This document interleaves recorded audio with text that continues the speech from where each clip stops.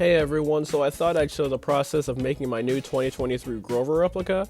For its design I went with an early 2000s since it's also what I grew up on. I used a ton of reference pictures and advice from other builders.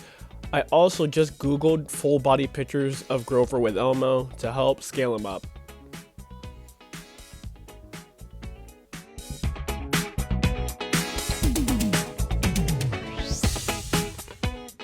I took advice from another builder, Wally Wingiter, who's an amazing builder and vocal artist. His build really helped me a ton, especially since he uploaded his process on Instagram.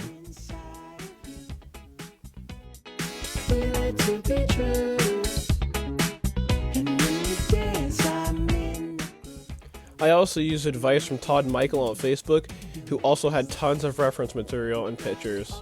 He was super nice, so thank you for that.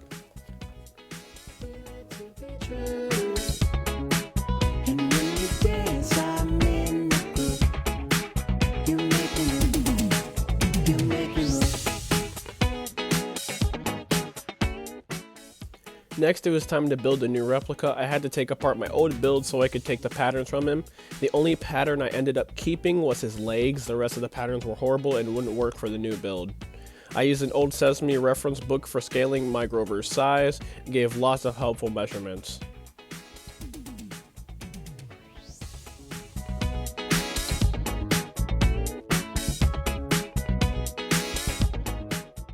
I then started work on a new mouse plate design. Grover's mouth is like a horseshoe, but a loose jaw.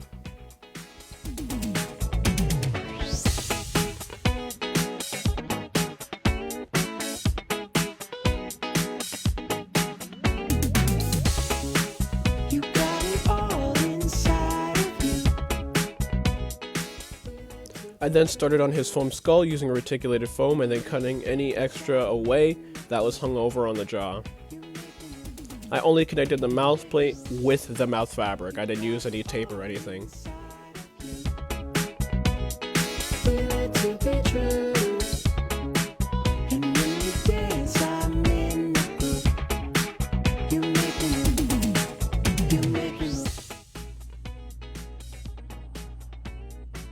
Oh, hello.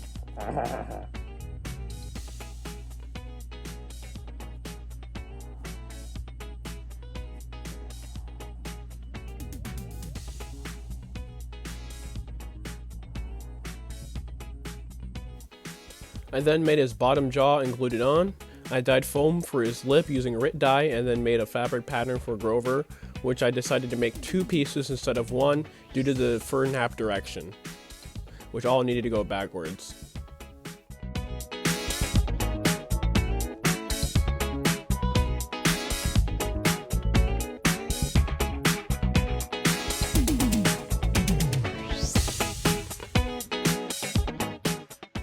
I cut the fur out and then started sewing his head. The first Grover I built had no darts in the head, so I was happy to make the change. This Grover had a couple of weird seams, but nothing horrible. Pretty smooth design all the way around. So this is the test head.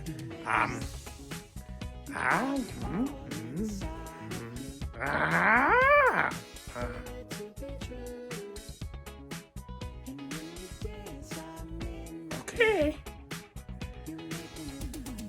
There we go. Just imagine a nice pink nose and long body. Yeah, just imagine.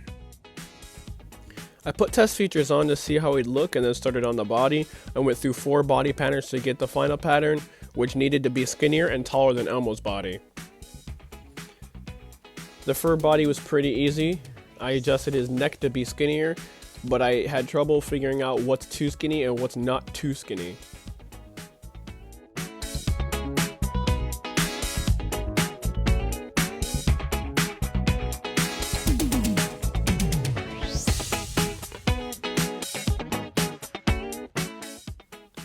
I gave him a trim and then kept working. When building his fur body, I had to remember how tall he is, but he's also smaller than I think. I pinned the head and the body together with his old arms and hands to see how he'd look, but I also had to give him another trim and I also had to adjust his neck to be skinnier because it was just too fat. As you can see in this picture next, the angle was right, but the neck was just too fat behind the head and going up to the head.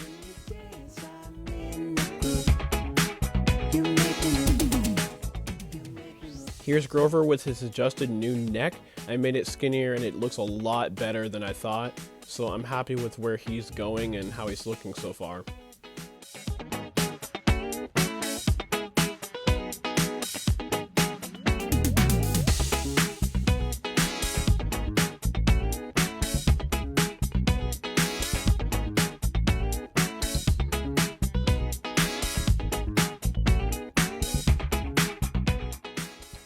Currently, I'm working on his arms and hands, so tune in soon for part 2 of my new 2023 Grover replica build. Make sure to like, comment, and share this video with all your friends, and I'll be making a 10-year video soon, so put your questions down below of what you want to know about my life and what I've done up to this point. And yeah, so tune in again. Thanks, guys. Bye.